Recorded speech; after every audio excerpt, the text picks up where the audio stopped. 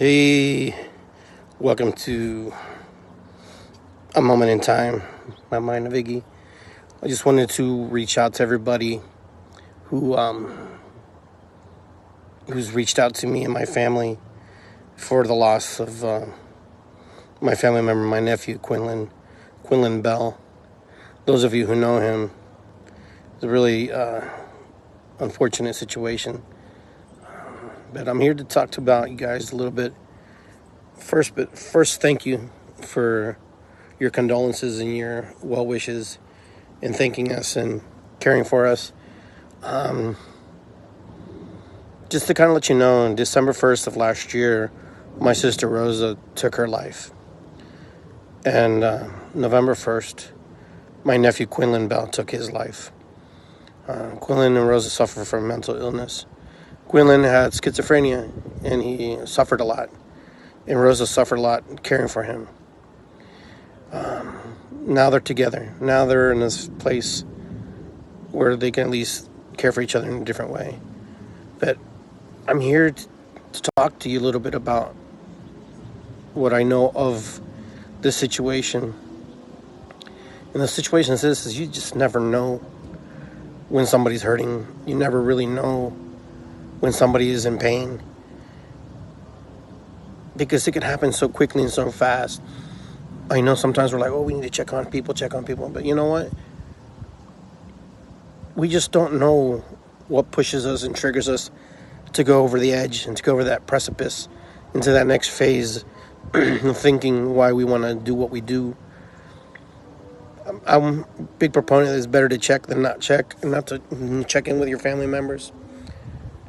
And, I know a lot of us are estranged from our families, and we don't have the same connections we probably have. But I'm here to tell you is, if you have that intuitive hit, you have that feeling about something, about someone or something, call them, let them know. Because you might be surprised, they just might want somebody to say hi to them. So, my nephew's no longer on this plane of existence, but he's where he needs to be with his family. With my mom, my dad, my grandma, my grandpas, everybody. We're going to miss Quinlan. We're going to miss Rosa. We're going to miss those key components of our family. And so, I just want to say, just be kind to each other. We live in a world that's very, very difficult and very charged, and everybody has opinions and everybody has their thoughts, and they think the thing should be a certain way. And you know what? Maybe that's true, maybe it's not. But I do know one thing, that we're all human beings trying to do our best in this moment in time. I fall short all the time, I don't always get it right. Do I try to get it right? No, I just try to be present. I try to be the best version of myself in this moment. So, we lost Quinlan, we lost Rosa, I lost my mom, my dad, several friends in between, my shaman teacher. These last years has been hell. But my personal hell. Hell in the sense of the tragic losses of people that I love, that I care about. And part of me is numb. Part of me is disconnected. Another part of me is super sad and doesn't know what to do and doesn't know how to move into that space. And I know everybody have answers for me. Everybody have ideas and stuff. And I appreciate that. But, the process of grieving is a personal journey. Maybe I need to be numb right now to just move through this energy. And people die every day, and I get that. I understand that, so I'm not clueless in that part. But what I do know is this, is that the physical manifestation of somebody in front of you is very important, as much as it is someone talking to you or calling you. Actually, physically hugging someone and seeing somebody is very powerful medicine. And I think for me, and for many other people, that's the part that is painful. Not being able to interact and engage with somebody. Yeah, I'm a shaman. Yeah, I know how to communicate. Yeah, I know how to do this. But, it's the same way, just you're human first. Before you're a healer, before you're anything, you're human first. I'm human first. And, I screw up just like everyone. And so I feel numb. I feel numb because, it's just hard to wrap my mind around the events that played out this week. I feel for his father. I feel for his brother more than anything as they begin their journey without their brother and their son. Quinlan was a good guy, very warm, very gentle soul, but he also had his darkness that he couldn't deal with. He couldn't work with it. It was hard. It was difficult. So he's no longer with us. He decided that he was going to leave this plane of existence. And I said, Quinlan, I'm going to miss you, Quinlan. And I hope you can find my sister on the other side. Mommy, papi. He was a very special guy, in our family. In our family, he was important. He meant something to us. He was valuable to us. And we couldn't help him. We couldn't help him. Somebody posted, that Quinlan was probably, that this world wasn't ready to accept or able to help him. And part of me believes that. Part of me is that it was difficult for him to live in this world with all the things and all the standards and all the crux, the things that come with that in this world. It expects you to be a certain way. We expect people to be a certain way. But there was a time where human beings who had these mental illnesses were revered, were taken care of, were honored. Then the Industrial Revolution comes and, we throw people into hospitals for long periods of time, people that we didn't want to deal with, people we didn't know how to deal with. We give them a lobotomy. We just did things differently. But then the hospitals, they no longer have hospitals to take care of them like that, like they used to. And they try to integrate them into society. And sometimes it works and sometimes it doesn't. Unfortunately for my nephew, his biggest fear is he was going to be homeless. And that was a real fear. And him seeing my sister when he was in his psychosis, seeing her on the cross must have been a very painful thing for him. Who knows what happened that day? Who knows what went through his mind? I know he was out of his meds. On the weekend, he didn't have them. He couldn't get them for some reason. But a person suffering sometimes isn't able to take care of themselves in the best way they can.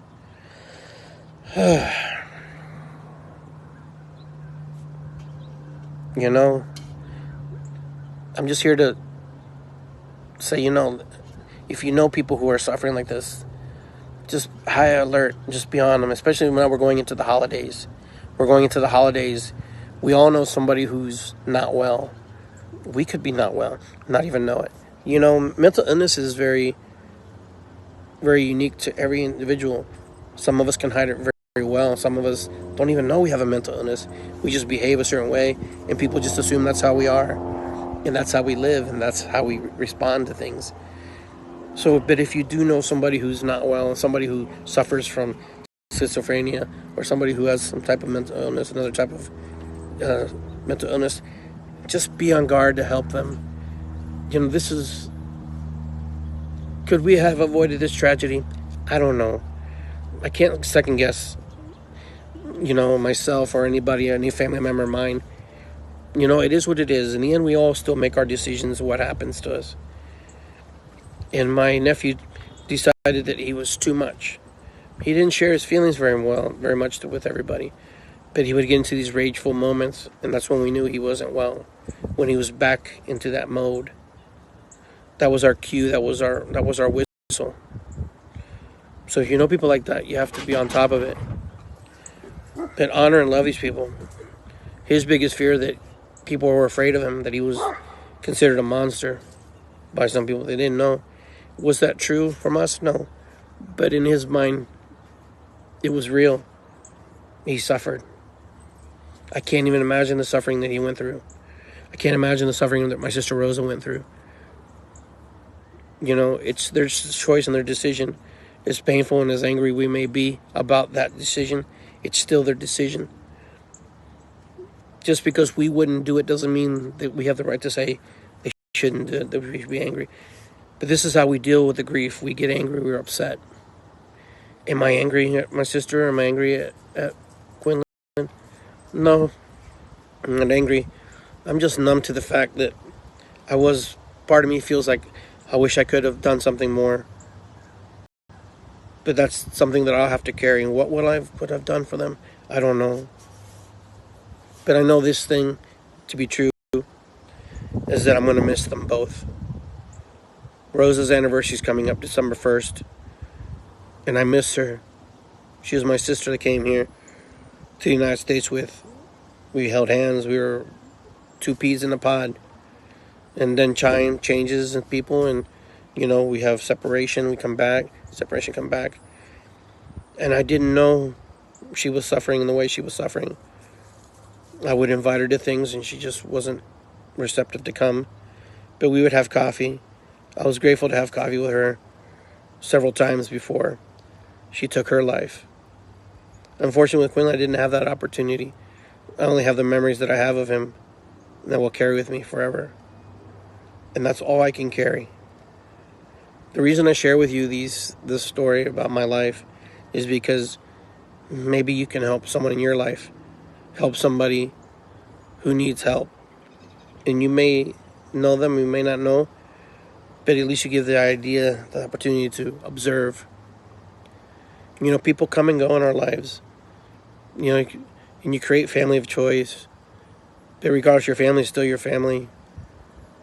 And I know everybody has their own situations, but my family was very close for long periods of time. And to watch these kids, the little boy, I changed his diaper when he was little, and watch him grow up to be a man, and then watch him exit the earth in the way he did, just saddens me. I worry about his brother, I worry about his father, because I don't know what the grief and pain is for them. But I have my eye on them to at least reach out to them and ask them if they're okay. So,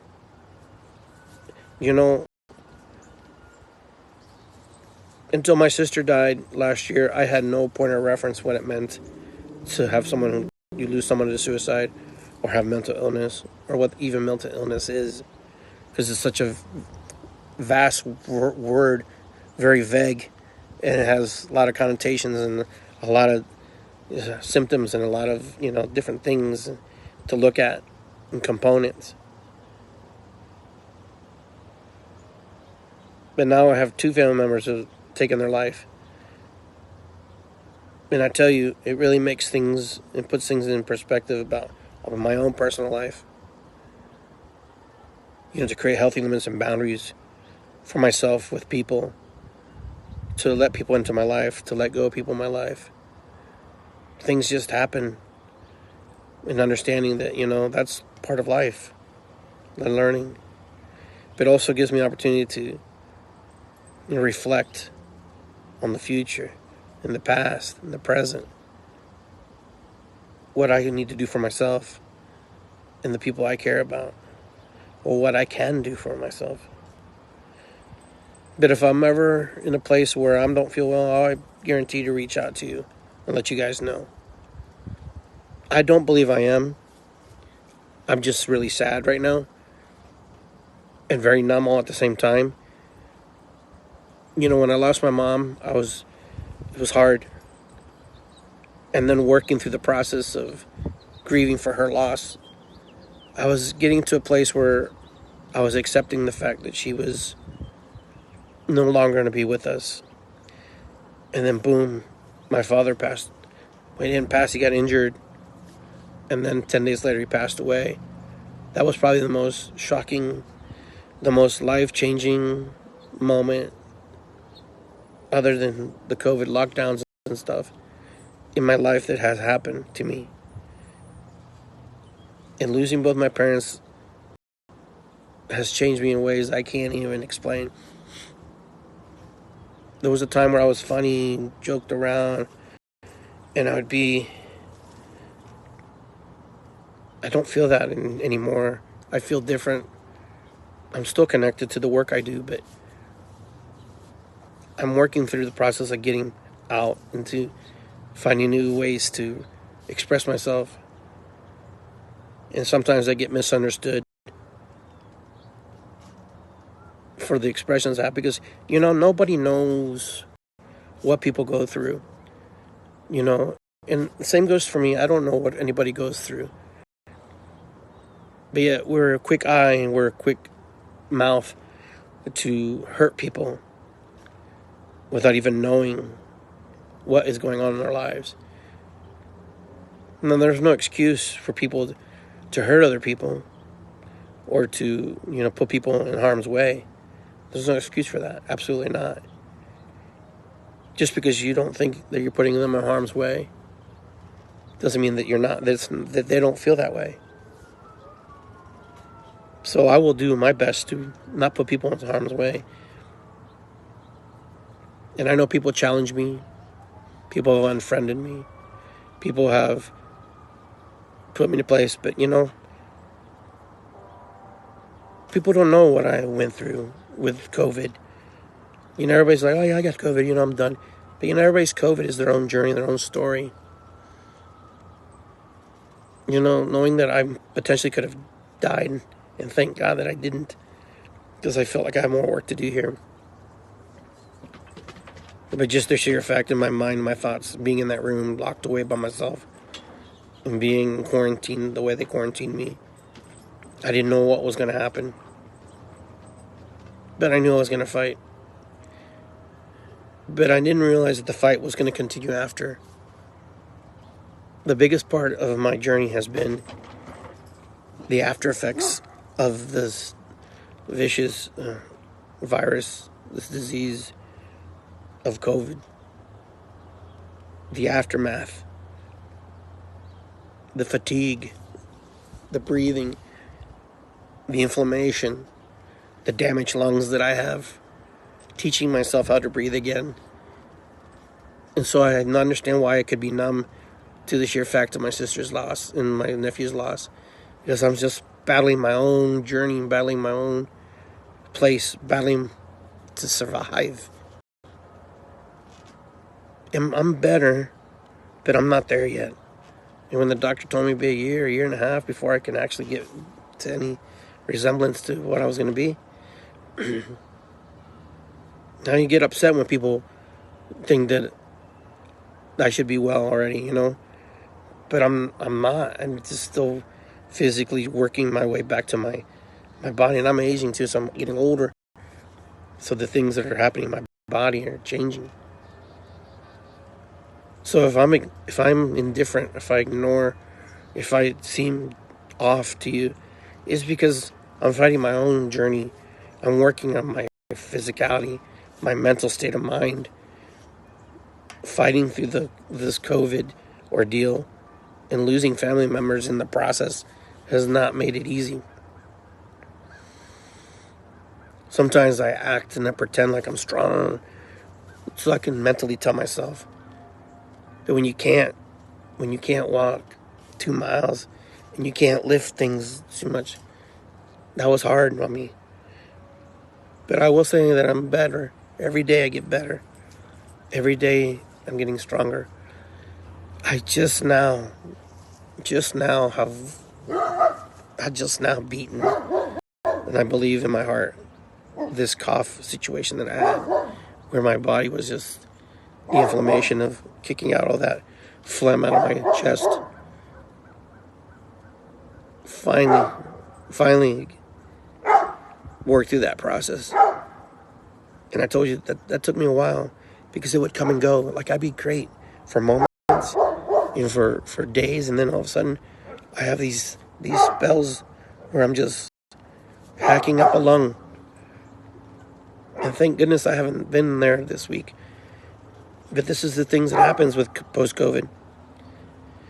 For those of you who think that COVID wasn't real, I'm here to tell you, don't fool yourself. It was pretty real. It was really real. Don't fall into that trap that can't happen to you. Because for 2 years nothing won't happen to me. For 2 years, my voice is different now too. For 2 years nothing happened, and then all of a sudden, boom, boom. It was like that, just like that. Boom. There was no words for it. There was no one to blame. No one to say, hey, I'm like this because of this. It just happens. It hits you. I've avoided crowds. I've avoided being around a lot of kids. I stayed in my zone. It's not that I don't want to be around people. It's just, it was really hard to work back to any kind of normal event in my life. It was hard. And I share this, and I don't need to share this, but I want to share this because maybe somebody else feels that way too, and then they're getting ridiculed and felt like they're faking. I'm not faking. There's nothing to fake. When you don't feel good, you don't feel good. I didn't feel good for a long time. I didn't really want to be around people. And, people were accusing me of things that I didn't, that I was ignoring them, that I was cutting them off, that I didn't want to talk. I just didn't have the energy. I didn't have the energy. The only energy I had is just be able to do the things I could do at home. And for me, there was a bit of a shame to that, because I was always considered myself a very strong person, a very capable person. And so when I got to that space where I wasn't able to take care of myself, it was hard. It was difficult. And so I can't understand why people would ridicule or accuse somebody of being a certain way. There are people who are mad at me because I didn't talk to them when I was in the hospital. My God, I was in the hospital. I was sick. I was not well. The doctor told me I just would have fell asleep. Basically, my oxygen levels were so low. I was taking liters and liters of oxygen, 15 liters, 20 liters of oxygen. It's crazy. They wanted to put me on a ventilator, and I refused. I refused because I had watched the patterns of other people doing that. I didn't want my lungs to become dependent on the ventilator. I wanted to, if I was going to go out, I'm going to teach my body how to breathe again. I'm not going to put a machine on me and be stuck on a machine for the rest of my life. That's not what I wanted. I didn't want to do that. That wasn't an option for me.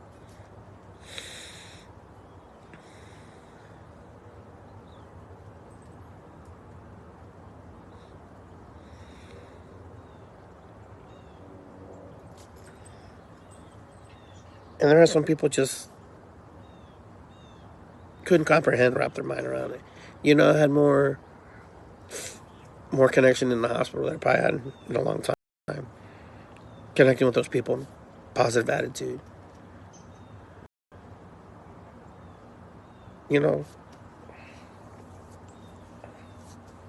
I lost some good friends while I was in the hospital.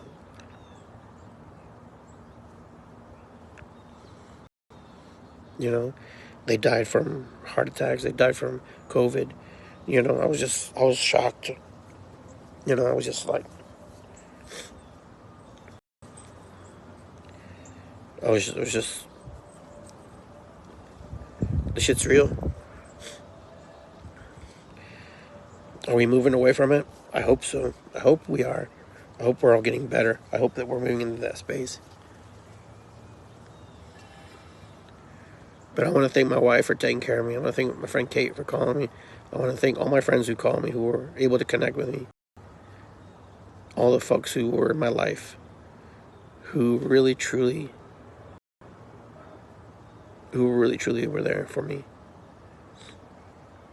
And sometimes you just didn't want to talk. Sometimes you just want to have a conversation. Sometimes you just didn't want to.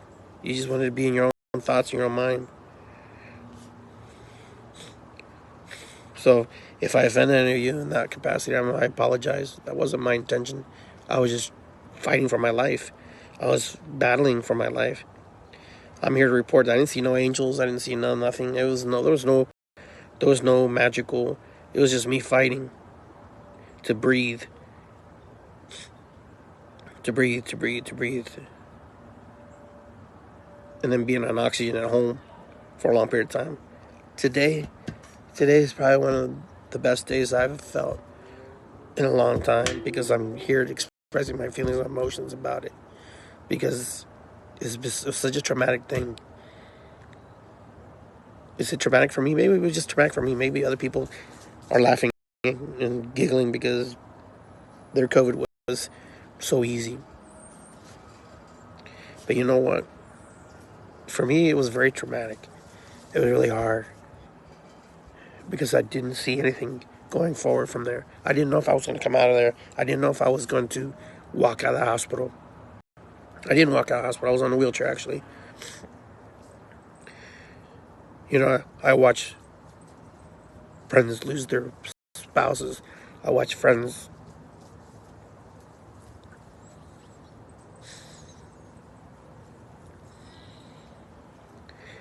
people lose people they loved.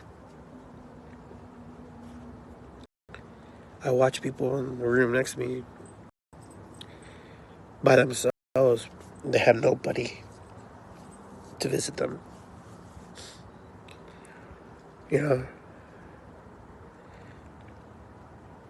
The biggest part was what happens after. I don't know. For me, I felt like my family didn't quite grasp it, because they always had this image of what I'm like. This strong image of the Sagittarian guy. This Horus guy with a bow. And this drum.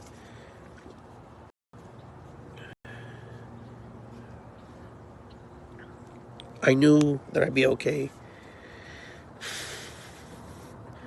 The only reason I knew is because I didn't have any visitors, like spirit visitors, which I'm kind of glad they didn't come, because part of me didn't want them.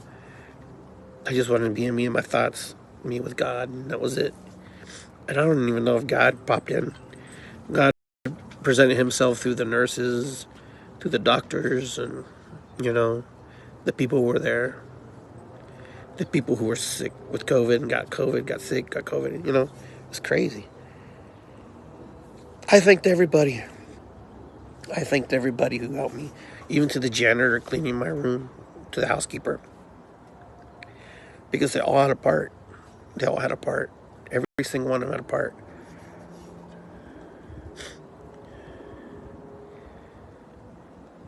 I know that we were talking about my nephew, and I know we were talking about my sister, but I guess I never really ever got to express how I felt. Feeling that loneliness in that hospital room by myself. I can only imagine all the people who were alone, trying to communicate and trying to share, but they couldn't, just because we just didn't know anything about this disease.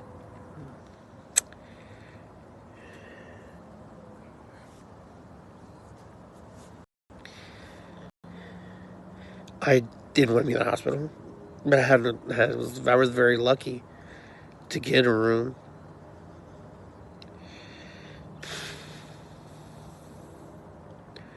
And by those 2 years, there was a little bit of advancements on helping people who were sick. So I have great gratitude for that too.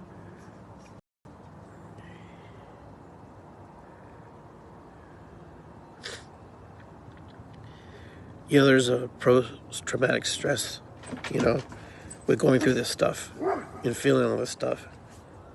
And, I do better every day. I get better. So I'm just here to say if I'm off a little bit,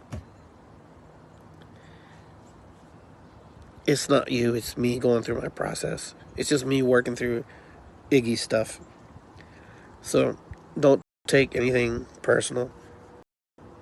Like if I'm feeling a certain way or if I'm not communicating to you guys in a certain way, it's just, when you're in your vulnerable points in your life, when you're in that vulnerable space, you don't always act the same way because your full attention on what you're going to do to help yourself. Because the true healing is our own healing. It's our self-healing. And I'm working on that.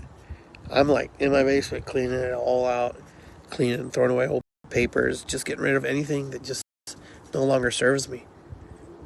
And that's what I've been doing. I don't have time for all the baby drama stuff, that I've been going through with people.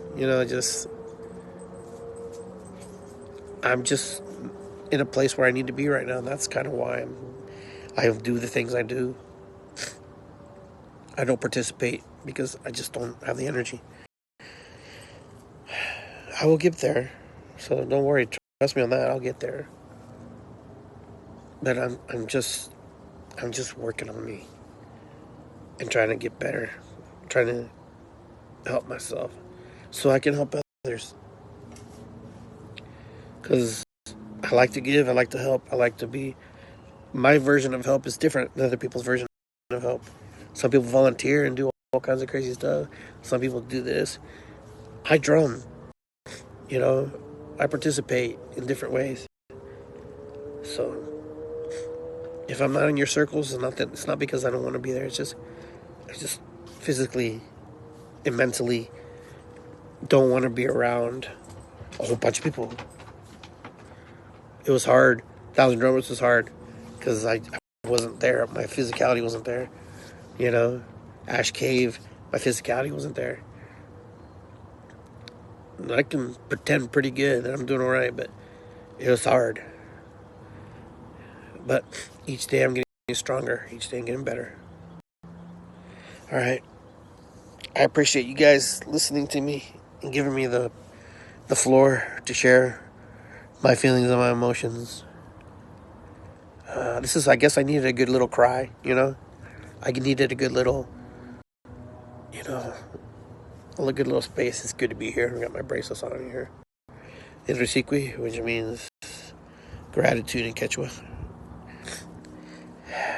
So, anyways, guys, thank you. Thank you very much for listening. Thank you for allowing me to share. And we just have some amazing, beautiful days that we've had here. Just totally amazing. Can't ask for anything better. We're blessed. We're very blessed. Guys, you have a good evening. I'll talk to you soon. I might pop on later, do a show. But I guess this may become my show. So anyways, I love you guys very much. Be well. I see Jody. I see Willow. I see Sherry. I see Tom. I see a whole bunch of people. I see Megan, Diane. I see you guys there. Thank you for listening. Thank you for checking in. You guys are all sweet and powerful. But yeah, it's just been one of those things. One of those things. It's just, we don't know what's next. We don't know what's happening. But we're working on doing better each day. So guys, take care of yourselves. Be well. I'll talk to you all soon. We'll all be together, drumming again. Either way, I feel you guys too. I feel you. I will see you guys on the next episode of Iggy Garcia Live or Mind of Iggy or Coach Iggy or Drum Circle. Anyway, you guys take care of yourselves. Be good. I'll talk to you soon. Peace and love. Ho'oponopono. Patakuyasu. What is above is below. It's good to be here. We'll see each other soon. All right. Be well.